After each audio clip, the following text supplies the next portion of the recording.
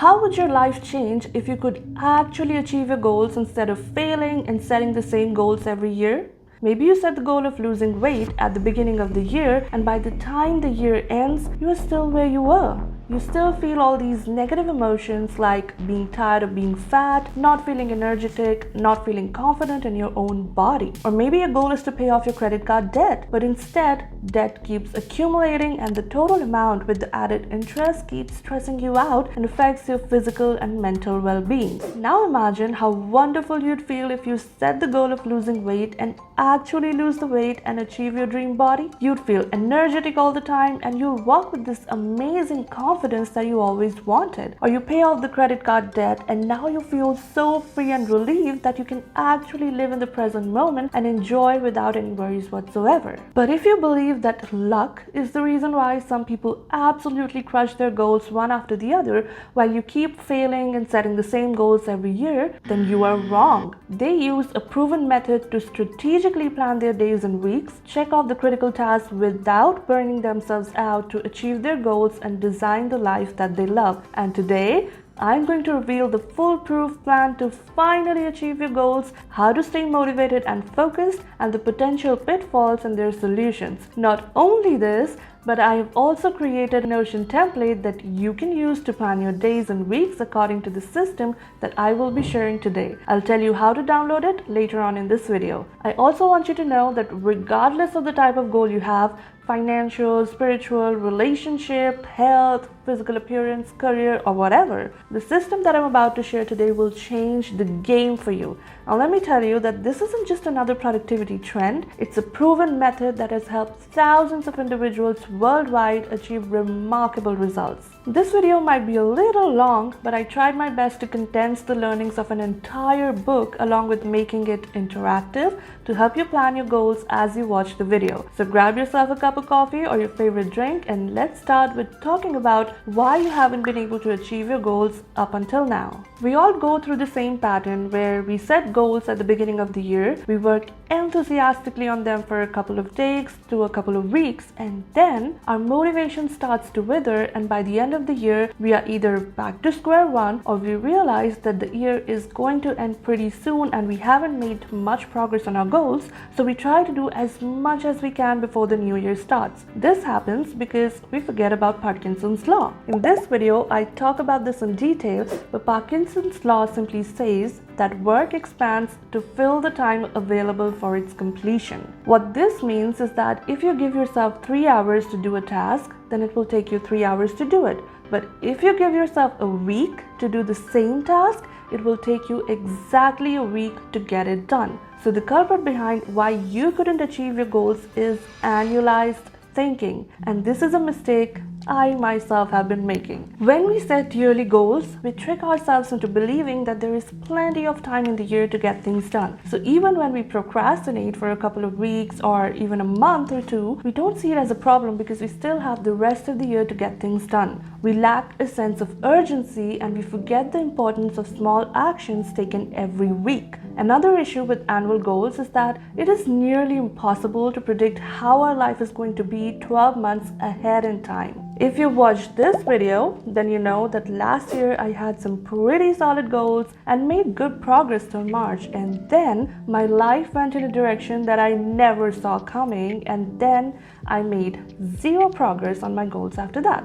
So the first step to achieving your goals is to ditch annualized thinking. Okay, so we stop yearly goal planning. But how do we plan our goals now? Well, instead of planning for 1 year, we plan for the 12-week year. This system is based upon the book, The 12-Week Year by Brian P. Morgan and Michael Lennington. The idea is that the closer the deadline is, the more push we'll feel to complete the task. And instead of feeling this push only at the end of the year, we need to ensure that we feel the excitement, the energy, and the focus all the time. And you do this by redefining the year. So instead of having a year which is 12 months long, we narrow it down to only 12 weeks. And so in one calendar year, you have 4 12-week years. After every 12 weeks, you get a fresh start. You review your previous 12-week year, you make the necessary changes, you pivot accordingly, and you start a new year. Why narrowing your focus to just 12 weeks work is because number one, predicting the next 12 weeks is much easier compared to predicting the next 12 months. Number two,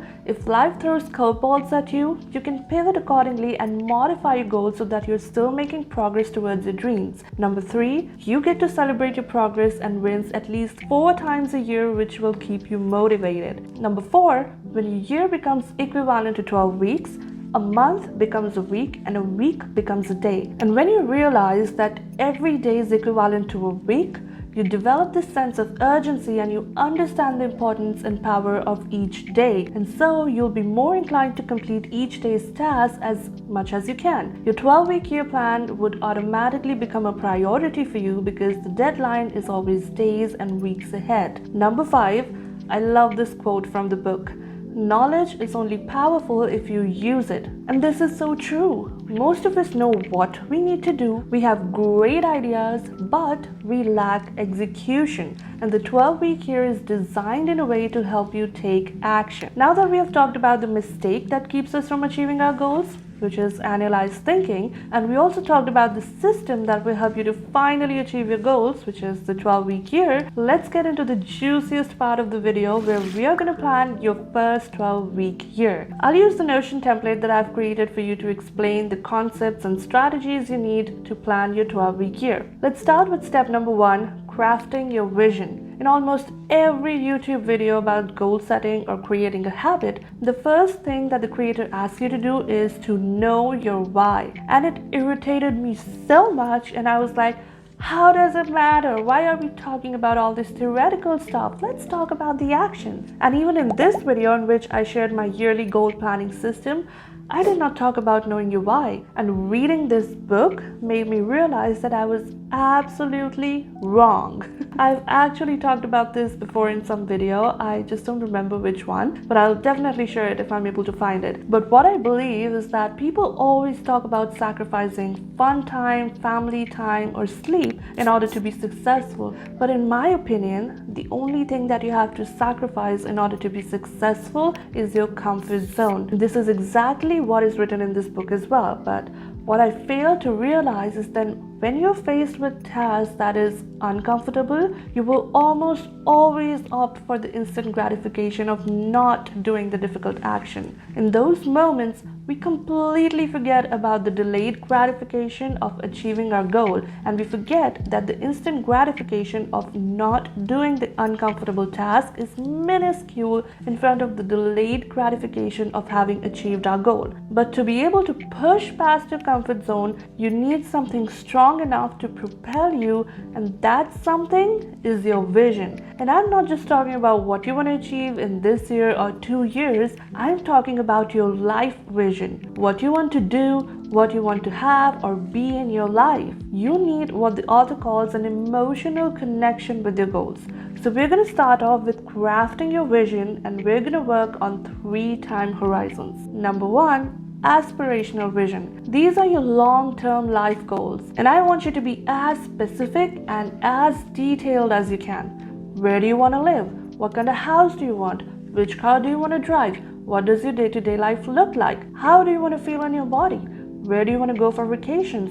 What work do you want to do? What do you want to achieve professionally? And once you think all of that, you'll get an idea of what kind of income you would need. Think about what is most important to you in every category of life: physically, spiritually, mentally, relationally, financially, professionally, and personally. Paint a picture so clear and vivid for yourself that you can imagine yourself being there, because that's what you'll need on days when you don't feel like doing the things you need to do. Now, based on everything that you've written, create a vision for your life about 10 to 15 years into the future. Next, we're going to create a 3-year vision.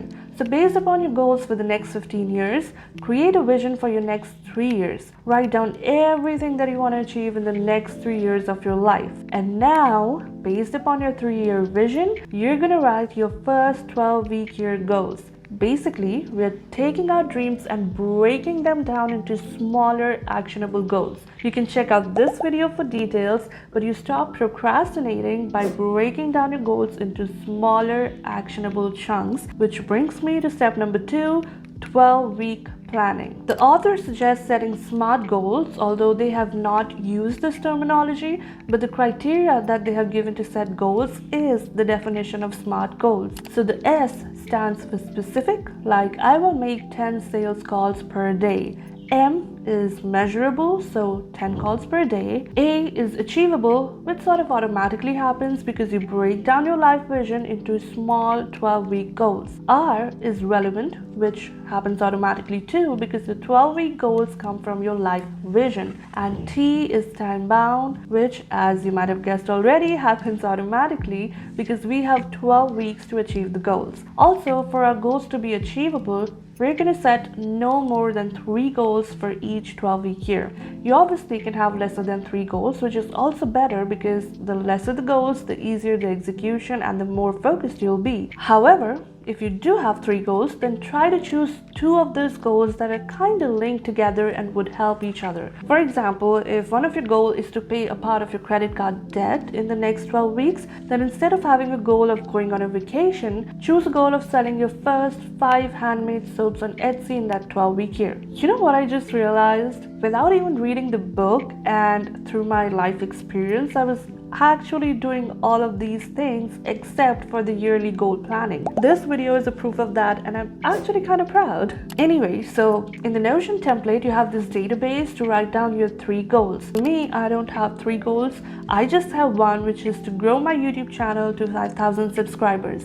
I know that seems like such a small goal, but considering not having posted consistently for 3 years, it will be like growing my channel from scratch, which is not an easy task. Apart from this, I had no knowledge about how YouTube algorithm works, and having done a lot of research now, I have realized that I've sort of ruined my channel. So I made a video about a Google Meet tutorial because that issue was really frustrating me, and when I found out a solution, I thought of sharing it to help people. That video took off and gained almost 100,000 views before I took it down. Now because that video gained massive amount of views on my channel, YouTube now thinks that my channel is all about such tutorials. So it promotes my videos to people watching tutorials and academic videos. Obviously, they won't be interested in my videos because of my topic, which is personal growth. So they don't click on my videos, and so YouTube thinks that my videos are not good and doesn't promote them anymore. So it'll take me a while of consistent video uploads only on my topic to retrain the algorithm. Realistically, my goal should be to reach 1,500 or 2,000 subscribers at max, but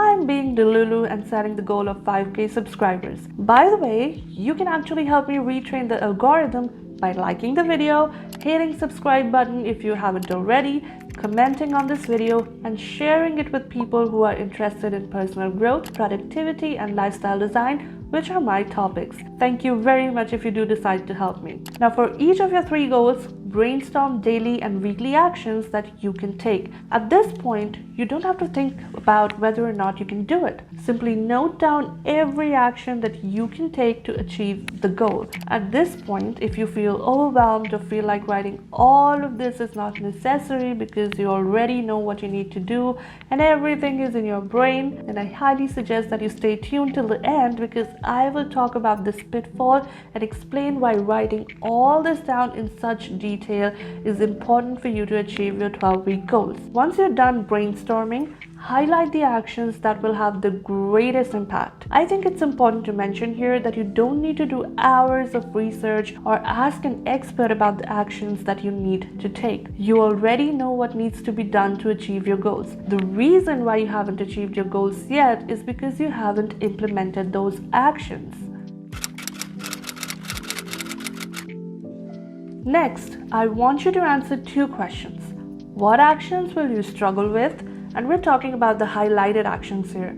And the second question, what will you do to overcome those struggles? For example, I want to get lean and I have to go to the gym for that, which I like to do first thing in the morning, but I struggle to get out of bed. So I'm going to write getting out of bed as the action I struggle with. And to answer the second question, there are 3 things I can do.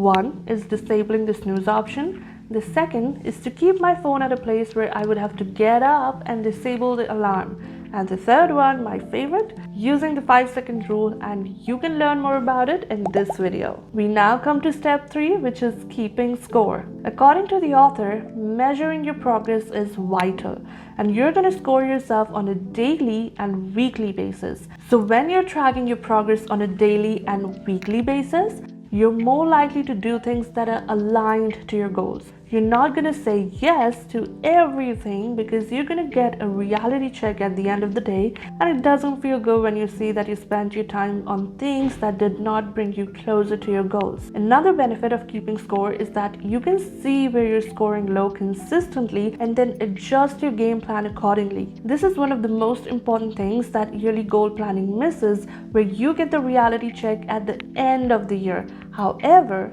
in the 12-week year system, you get this reality check every day, week, month, and 3 months. Now, there are 2 indicators that you want to measure for each goal: lead indicator and lag indicator. Lag indicators are the end results, like losing 10 pounds by the end of 12 weeks. Lead indicators are the action steps, like going to the gym 3 times a week.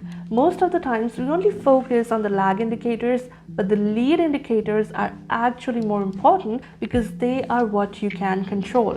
For example, I cannot control people to subscribe to my channel, but I do have control over posting videos and quality content. According to the authors, you're more likely to achieve your 12-week goals if you score a minimum of 85% each week on your lead indicators. The good news is that if you use my Notion template, then the lead indicator scorekeeping will happen automatically as you check off your tasks for the week. The weekly score will be updated automatically along with here in the goal card, where you will see overall lead score for the 12 weeks. The score for the lag metric will be calculated automatically. Once you download template, you will get all the information of how the template works in a video format.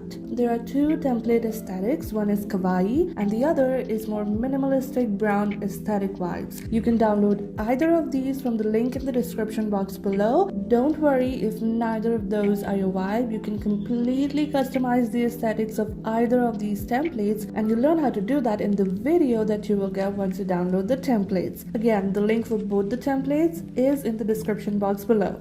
And now let's jump to step number 4, the weekly plan. In the book, the author suggests using time blocks to work on your tactics. So there are 3 types of blocks that you should schedule in your days and weeks. Number 1 is strategic block. It is 3 hours long and should be scheduled early in the week so that if it gets cancelled due to some reason, you can reschedule it later in the week. You execute your high-value tactic in this block and avoid all distractions. No emails, no phone calls, no texts, and no social media scrolling. Number 2 are buffer blocks. They are 30 to 60 minutes in length and scheduled 1 to 2 times every day. In this block, you handle the low-level activities like administrative tasks, emails, phone calls, and any interruptions. Number 3 is a breakout block. It is 3 hours long and scheduled once a week. Breakout block is where you do non-work related things. It's your free time that you use to refresh yourself and prevent burnout. You should have 1 breakout block per week, but until you're executing well, you should have just 1 breakout block per month. The author in the book uses calendar blocking method, where you block, each tactic, and to-do item by specific times in the calendar. However, calendar blocking has not worked for me. Maybe I've done it wrong, maybe I'll give it another go in the future, but for now, I use my bullet journal where I have all my weekly tasks laid out, and I use a Pomodoro timer on my MacBook or Windows PC depending upon which system I'm working on, and track my time that way. If you want to use calendar blocking, then you can use apps like Google Calendar, Apple Calendar, or the newly launched Notion Calendar. If you don't want to use calendar blocking and want to see the entire week's tasks in one glance, then you can obviously create your own bullet journal planner, or you can use this website that I found recently, which is minimalistic and is exactly like my bullet journal's weekly spreads minus the decoration. You can also use the database we created, but I highly recommend using a daily planner to have a focused list for just the day and assign specific dates to each task for the week. So we have created a very clear plan down to what we need to do each day. But all of this will only work when we'll take action, and to increase the chances of taking action, you need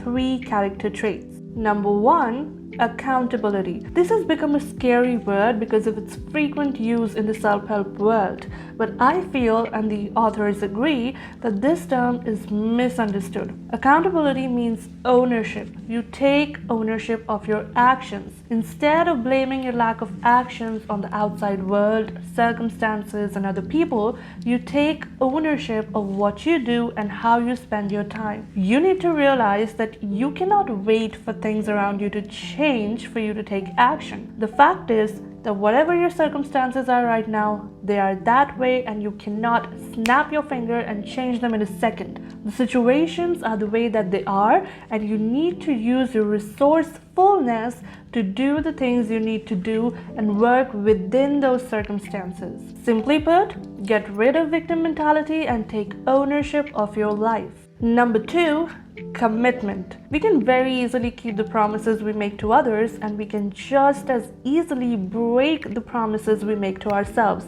But unless we start committing to our goals and dreams, nothing will change, because you are the only person who can make your dreams a reality. So start treating the promises you make to yourself as seriously and dedicatedly as you do with the promises you make to others. Number 3, greatness in the moment. Let's use Ed Sheeran as an example to understand this. He didn't become a great musician when he received his Grammy. That's just when we recognized his greatness. He achieved greatness years before that, when he was spending countless hours busking on the streets, writing and composing songs and honing his craft that truly set him apart. And he was able to do all of this by acting in the moment and being present. You cannot go back in the past and change it. You cannot jump into the future and do something. All you have is the present moment. So take action in the moment with undivided attention, aka no multitasking, because, and I'm going to quote the book here,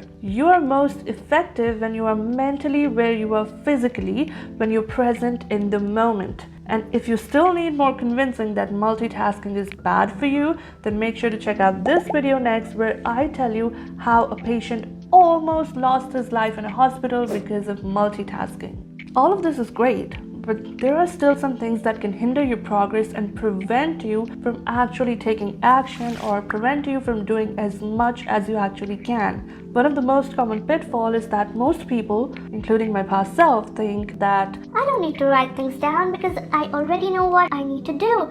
Everything is in my brain. Some also think that their plans rarely gets executed, so why write them? While some think that they just don't have enough time to plan. Now, there are 3 things I want to tell you here. Number 1, your brain is not very good at remembering things. Number 2, if you keep everything in your brain, then it will get overwhelmed and there won't be much cognitive resource available for working on the task, because those resources are being utilized to remember your to-do list. Number 3, the author was involved in an informal study and found that planning a complex task can reduce the overall time required to complete the task by up to 20%. So in a way, you are saving time by planning the task. Pitfall number 2 is that your vision is too small, and for this I'll simply quote the book. To be most effective, your vision should make you feel uncomfortable and challenge you to do things differently and do different things. Pitfall number 3 is that you don't make the tough choices. Always remember that less is more. There might be 10 tactics that can help you achieve your goal, but you don't need all of them. Choose the critical tactics from those 10. If you can achieve your goal with 4 tactics, then you don't need 5. Pitfall number 4 is perfectionism. If you don't score 85% in a week or in a couple of weeks, don't give up. The scorecard is to keep you motivated, to help you make progress and improve your weekly plans if needed. So if you score 45% in a week, then try to score 55 or 65% the next week. The goal is not perfection, but to make progress and get better at execution every week. Pitfall number 5 is that you go in with full steam. This is a mistake that 95% of people make with New Year's resolutions as well. We're usually extremely motivated when starting something out, and we try to do everything to the limits. If it's weight loss, we go to the gym for 2 hours and lift the heaviest weights we can lift in the first week itself, even when we have never trained before. Or if it's reading more books, we decide to read 1 book per week when we haven't read in years. And then we all know what happens. We give up after the motivation withers out. So start small. Give your mind and body time to get accustomed to this new routine, because your brain hates the unfamiliar and it will try to talk you out of it. So use progressive adaptation. Start off slow and realistic, and once your mind and body are familiar with the new things, gradually increase the pace. Like start with going to the gym for 30 minutes 3 times a week, or read 5 to 10 pages a day, or even 1 page a day, and then gradually increase after the first week or 2. Pitfall number 6 is that you focus on multiple things and allow distractions, especially in your strategic block. We've talked about the importance of not multitasking, but I feel like it's important that you understand why it is so harmful for you. So make sure to check out this video, and I'll see you soon in the next one. Until then, keep loving, keep dreaming. This is Ruchika Srivastava signing off.